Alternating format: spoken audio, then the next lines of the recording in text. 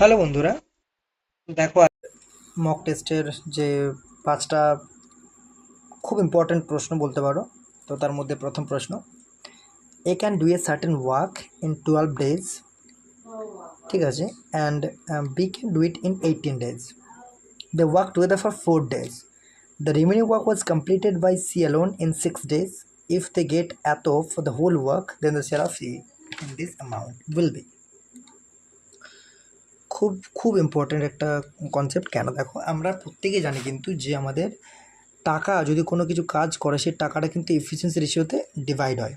Actually আমাদের টাকাটা যে টোটাল অ্যামাউন্ট যদি বলি আমরা, টোটাল অ্যামাউন্ট সবসময়তে কিন্তু আমরা জানি এফিসিয়েন্সি রেশিওতে ডিভাইড হয়।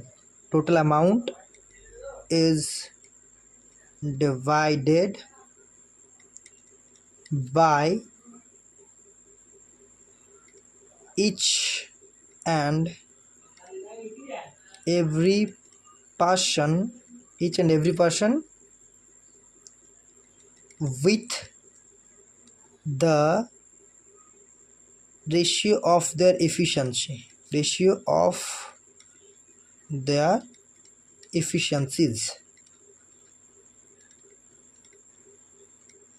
ঠিক আছে, তাদের এফিসিয়েন্সি রেশিওতে কিন্তু ডিস্ট্রিবিউট হয়।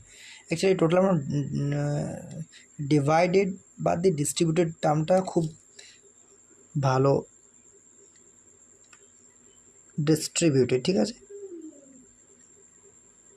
ডিস্ট্রিবিউটেড, এটা কিন্তু মাঝে এটার জন্য একটু অন্যরকম হয়ে গেল, ঠিক আছে, ডিস্ট্রিবিউটেড, ঠিক আছে, এটা জানি। কিন্তু দেখো এইখানে কিন্তু এটা কন্ডিশন একটা রয়েছে। কন্ডিশন কখন? এটার জন্য কিন্তু একটা কন্ডিশন রয়েছে, সেই কন্ডিশনটা কি না, কাজগুলো কিন্তু ইন্ডিভিজুয়ালি কমপ্লিট করবে না। Work must be done by each and every one, ঠিক আছে, এটা কিন্তু একটা কন্ডিশন যে কাজটা কিন্তু কমপ্লিট হতে হবে। অর্থাৎ কাজটা যদি কমপ্লিট হয় তখনই আমি আমার অ্যামাউন্টটা প্রত্যেকের মধ্যে ডিস্ট্রিবিউট করব তাদের এফিসিয়েন্সি রেশিওতে।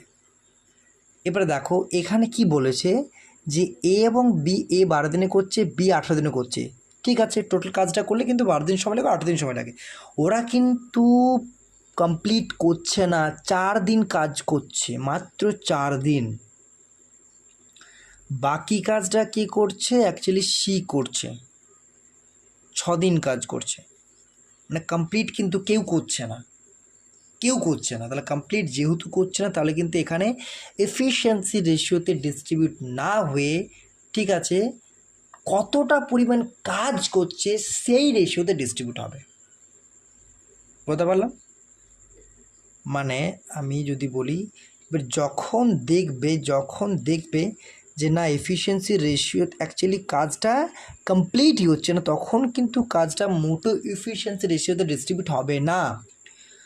তখন কাজটা কিন্তু টোটাল ওয়ার্কের রেশিওতে, মানে কত দিন অ্যাকচুয়ালি কত দিন বা কত ইউনিট বলতে পারো কাজ করছে, সেই রেশিওতে ডিস্ট্রিবিউট হবে, ঠিক আছে। যেমন ধরো এটাতে ধরি, টোটাল আমার এ কাজ করছে 12 দিনে কমপ্লিট করতে পারে, বি কাজ করলে একা 18 দিনে কমপ্লিট করতে। যদি এফিসিয়েন্সি কী করে এলসিএম নেবো, তাহলে টোটাল পাবো, এফিসিয়েন্সি 2 হয়ে যাবে, এফিসিয়েন্সি 3 হয়ে যাবে, এইট এফিসিয়েন্সি 2 হয়ে যাবে, ঠিক আছে। তাহলে দেখো আমার সিনে মতলব, তাহলে এ আর বির এফিসিয়েন্সি 5, 3 + 2 5, এরা কদিন করছে? 4 দিন কাজ করছে, তাহলে কিন্তু টোটাল 20 ইউনিট বলতে পারো এই কাজটা হলো। টোটাল 20 ইউনিট কাজ হলো, টোটাল কাজ 36 ইউনিট, 20 ইউনিট হয়ে গেছে, মানে 16 ইউনিট কাজ কিন্তু সি করছে। তাহলে দেখো এখন টাকাটা কীভাবে ডিস্ট্রিবিউট হবে না, 3240 টোটাল 36 ইউনিট কাজের রেসপেক্টে ডিস্ট্রিবিউট হবে, যেখানে সি করছে 16 ইউনিট কাজ। ব্যাস, এখানেই শেষ অঙ্ক, এখানেই শেষ আমার। তাহলে যদি এখন আমি ক্যালকুলেট করি, 4 9, ঠিক আছে, 9 3 27, 9 6 54, 0 4 3 60, 1440, তা 1440 টাকা আমার সি পাবে। She will get 1440 rupees. আমি কি বললাম যে যদি কাজটা কমপ্লিট করে ইন্ডিভিজুয়ালি, ঠিক আছে, প্রত্যেকে, তাহলে কিন্তু টোটাল টাকাটা এফিসিয়েন্সি রেশিওতে ডিস্ট্রিবিউট হবে। যদি কাজ কমপ্লিট না করে তাহলে কিন্তু যতটা কাজ করছে সেই রেশিওতে ডিস্ট্রিবিউট হবে। Next question, the income of a person is 95,000 and his expenditure is 75,000। ঠিক আছে, 95,000 টাকা, 75,000 টাকা, তাহলে ইনকাম ইনক্রিজ 18% হবে, এক্সপেন্ডিচার ইনক্রিজ 12% হবে। তাহলে আমার বলেছে সেভিংস ইনক্রিজ কত পার্সেন্টেজ। ঠিক আছে, যদি 95K আমার ইনকাম হয়, ইট ইকুয়ালস টু ইনকাম যদি বলি আমরা I for income, R 75K যদি বলি আমাদের এটা কি এক্সপেন্ডিচার, তার মানে এখানে সেভিংস কত হচ্ছে, না সেভিংস অ্যাকচুয়ালি সেভিংস হচ্ছে 20K, এটা সেভিংস হচ্ছে, এটা সেভিংস হচ্ছে 20K, এটা সেভিংস হচ্ছে। ঠিক আছে, এরপর দেখো তাহলে আমার কি বলতে পারি যে অ্যাকচুয়ালি রেশিওগুলো বলতে পারি এখান থেকে।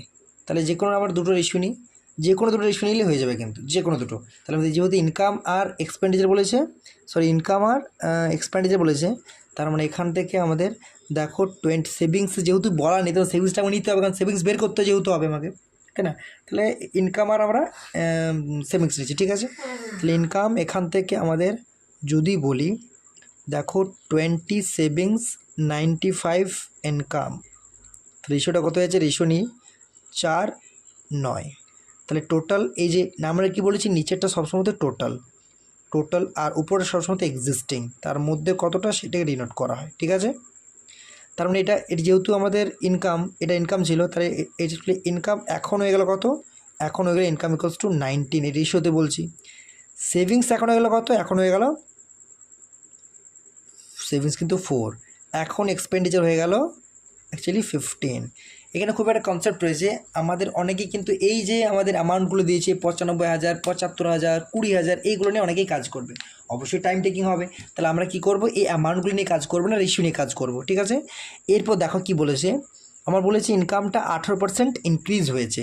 তাহলে অ্যাকচুয়ালি 18% যদি ইনক্রিজ হয়, তার মানে অ্যাকচুয়ালি 59/50, 118/100, 59/50। এখন এটা আগে ইনকাম ছিল 19, এখন রিসেন্ট ইনকাম হয়ে গেল এটা। ঠিক আছে, এরপর দেখো আগে আমার সেভিংস ছিল 4, এখন আগে এক্সপেন্ডিচার ছিল 15। এখন দেখো বাড়িতে আমরা বোঝার সুবিধার্থে যদি আমরা এটাকে আমি I2 মানে I1 I2 দিয়ে ডিনোট করি, তাহলে এটা হয়ে যাবে I1, এটা হয়ে যাবে S1, এটা হয়ে যাবে E1। তাহলে এখন I2টা কত হয়ে যাবে না, I2টা হয়ে যাবে 19 × 59/50। এখন S2টা আমরা জানি না, এটাই বের করতে হবে, তবে না আমরা কত ইনক্রিমেন্ট হয়েছে জানতে পারবো। তাহলে এটা E2 হয়ে যাবে কত না, অ্যাকচুয়ালি দেখো E2টা কী বলেছে, E2টা বলেছে আমাকে যে অ্যাকচুয়ালি E2টা বলেছে আমাকে, E2টা কী বলেছেন, E2টা বলেছে 12% ইনক্রিমেন্ট হয়েছে। মানে আগে যদি 15 ছিল, এখন হয়ে যাবে 15 ইন্টু 12%, মানে অ্যাকচুয়ালি 28/25। ঠিক আছে, এটা হয়ে যাবে। ঠিক আছে, তো দেখো এবার কি বলছে। ঠিক আছে, এরপর দেখো এখন আমি যদি ক্যালকুলেশন করি ইনকামটা কত হয়ে যাবে, ইনকামটা এখানে হয়ে যাবে অ্যাকচুয়ালি আমাদের 19 ইন্টু 11.6। ঠিক আছে, এটা সেভিংসটা পাইনি, এটা হয়ে যাবে কত 5/3, মানে 5/3 মানে 84/5 যদি হয়, তাহলে 16.8 হয়ে যাবে। আর তাহলে দেখো ইনকামটা কত হয়ে গেল, ইনকামটা হয়ে যাবে আমার অ্যাকচুয়ালি যদি বলি তাহলে কত হয়ে গেল,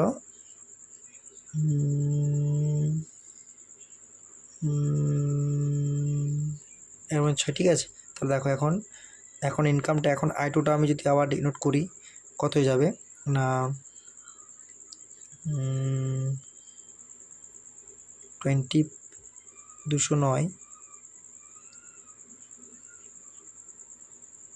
সরি 1.16 হবে তাই না, অ্যাকচুয়ালি কিছু একটা ভুল হলো তাই না, এটা দেখো অ্যাকচুয়ালি 1.16 হবে, ঠিক ঠিক, এটা শূন্যের জন্য একটা দশমিক অলরেডি কাট হবে, তাহলে 1.16 হবে, 11.6 না, এটা 1.16 হবে, ঠিক আছে, তাহলে 1.16 হবে, 1.16, ঠিক আছে। তাহলে কত হবে, এটা ক্যালকুলেশন যদি করি অ্যাকচুয়ালি এটা 19 হয়ে যাবে, প্লাস কত হয়ে যাবে 256 আর 48 মানে 308 তাই না, 308 মানে অ্যাকচুয়ালি 3.08 মানে অ্যাকচুয়ালি হয়ে যাবে 22.08, 22.08, ঠিক আছে, এটা হচ্ছে 22.08। তাহলে দেখো আমাদের ইনকাম 22.08, আমাদের এক্সপেন্ডিচার 17.8, ঠিক আছে। তাহলে আমাদের এখন সেভিংস কত না, সেভিংস ইকুয়ালস টু যাবে 22.08 মাইনাস 16.8 ইকুয়ালস টু কত হয়ে যাবে 6 পয়েন্ট, যেটা ভুললো দেখো না ঠিক করে, 19 ছিল তো না, 19.59 দশমিক 5 11.55 5 8 চল্লিশ 11.8, আচ্ছা আচ্ছা আচ্ছা 11.8 হবে তাই না, সেটাই ভাবি এটা কিছু একটা ভুল হচ্ছে, ক্যালকুলেশনে কিছু তো একটা ভুল হচ্ছে, 11.8 হবে, এটা মানে 1.18 হবে, সরি এটা 1.18 হবে, অ্যাকচুয়ালি এটা 8 হবে, ঠিক আছে, এটা 8 হবে, তাহলে এবার ঠিক আছে, দেখো এবার ঠিক আছে, এটা তাহলে হয়ে যাবে কত 19 প্লাস 324 18 অ্যাকচুয়ালি 342 মানে 3.42 তাই না, তাহলে 22.42 হয়ে যাবে। এখন এটা কত হয়ে যাবে না, এটা অ্যাকচুয়ালি 22.42 তাহলে হয়ে যাবে, অ্যাকচুয়ালি হয়ে যাবে 22.42, তাহলে S2টা কত হয়ে যাবে, এখন S2টা হয়ে যাবে 22.42 মানে অ্যাকচুয়ালি 22.42 মাইনাস 16.8 যদি বলি আমরা, 16.8 দিতে না, ঠিক আছে, তাহলে কত হয়ে যাবে এটা দেখো, এটা হয়ে যাবে এটা 5 পয়েন্ট সামথিং হবে, তো সেটা কত হবে প্রায় অ্যাপ্রক্সিমেটলি 5 পয়েন্ট, এটা সরি এটা অ্যাকচুয়ালি আমাদের 2 এটা কত, এটা হয়ে যাবে 2, ঠিক আছে, এটা কত 6 1 বাই 5.62, ঠিক আছে 5.62, তাতে 5.62 হয়, ঠিক আছে, তাহলে 5.62 মানে S1 ছিল দেখো 4, S1 ছিল 4 আর S2 হচ্ছে 5.62, তো ইনক্রিমেন্ট কত হয়েছে actually 5.62 minus 4 equals to 1.62 increment হয়েছে, তাহলে 1.62 ইনক্রিমেন্ট হয়েছে কততে 4-এ, তাহলে 100তে হলে পার্সেন্টেজ পেয়ে যাবো আমরা, ঠিক আছে, তাহলে দেখো এটা কত হয়ে যাবে না 162/4 তাই না, দেখতেই পাচ্ছি আমরা অ্যাকচুয়ালি 162/4, ঠিক আছে, তাহলে হয়ে যাবে 4 4 16 মানে 4 40 4 5 20 40.5%, ঠিক আছে, এটা আমাদের equal answer. Next question, the average weight of students in a class is 58.5 kg, 4 more students having weights of 49 kg 51 kg extra দিয়েছে আমাকে, তারপর বলেছে জয়েন করেছে, এখন নতুন এভারেজ হয়ে গেছে কত না 58.3, তাহলে স্টুডেন্টের সংখ্যা কত, দেখো স্টুডেন্টের সংখ্যা কত বলতে আমরা যদি এক্স ধরে নিই, student x, let x equals to let number of students, ঠিক আছে, ইনিশিয়ালি বেসিক্যালি, তাহলে টোটাল আমাদের এভারেজ যদি 58.5 হয়, তো টোটাল ওয়েট কত হয়ে যাবে 58.5 ইন্টু এক্স, তাই না, ইন্টু এক্স টোটাল ওয়েট। এবার দেখো চারজন যে যোগ করেছে 49 51 54 68, টোটাল কত হচ্ছে না অ্যাকচুয়ালি 222, তাহলে 222 প্লাস এখন নতুন এবারে যে 58.3, সরি 222টা এধারা ভুল হবে, কারণ কিনা এরা তো যোগ করলো না, এরা তো ইনক্লুড হলো, তাহলে মোটামুটি 222 যোগ করলো, এটা ইকুয়ালস টু হয়ে যাবে 58.3 ইন্টু এক্স প্লাস 4, ঠিক আছে, ঠিক আছে। তাহলে এখন যদি ক্যালকুলেশন করি আমরা, ঠিক আছে, এটা 58.5x plus 222 equals to 58.3x plus কত হয়ে যাবে, 4 দ্বারা গুণ করলে 4 3 12, 2 হাত থেকে 1, 4 32, 1 33, 3 হাত থেকে 3, 4 20, 23, 233.2, ঠিক আছে। তাহলে দেখো ডিফারেন্স করবো, এটা ইকুয়ালস টু যে 0.2x ইকুয়ালস টু 233.2 থেকে 222 বাদ দিই, অ্যাকচুয়ালি 11 পয়েন্ট কত হয়ে যাবে, 2 হয়ে যাবে না। তাহলে অ্যাকচুয়ালি কী হয়ে যাবে, 2x ইকুয়ালস টু 11 দুটো থেকে আমি দশমিক তুলে দিলাম, x ইকুয়ালস টু 56।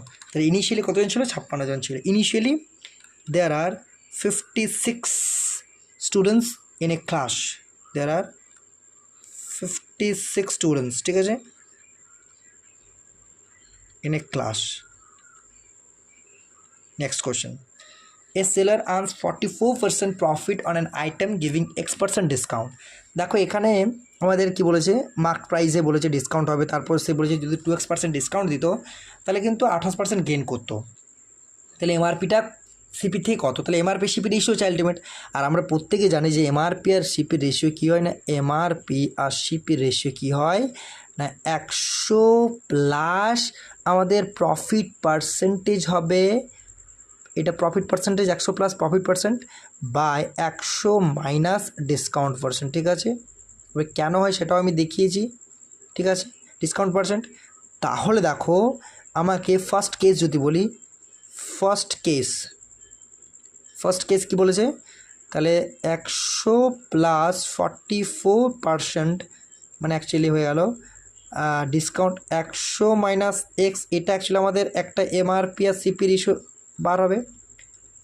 আবার সেকেন্ড কেস যদি বলি আমরা, বা কন্ডিশন বলতে পারো, সেকেন্ড কেস দ্বিতীয় ক্ষেত্রে কী হবে না, বলেছে 28% যদি গেন করতো, মানে 100 প্লাস 28 বাই 100 মাইনাস 2x, এটাও কিন্তু একটা এমআরপি আর সিপির রেশিও। তাহলে দেখো এখন কিন্তু এমআরপি সিপির তো কনস্ট্যান্ট, এমআরপি সিপির তো চেঞ্জ হয়ে যাবে না, একটা পার্টিকুলার আইটেমের জন্য আমাদের কোনোভাবে এমআরপি সিপি রেশিওটা চেঞ্জ হবে না, সেটাই একটি অ্যাকচুয়ালি কনস্ট্যান্ট। তার মানে অ্যাকচুয়ালি আমাদের এই যে দুটো ফার্স্ট কেস আর সেকেন্ড কেস ইকুয়াল, তার মানে আমরা এখানে বলতেই পারি, আমরা এখান থেকে কি বলতে পারি, আমরা এখান থেকে বলতে পারি অ্যাকচুয়ালি বলতে পারি যে 100 plus 44, 100 plus 44 by 100 minus x equals to 100 plus 28 by 100 minus 2x, ঠিক আছে। এটা 144 বাই 100 মাইনাস এক্স, ঠিক আছে।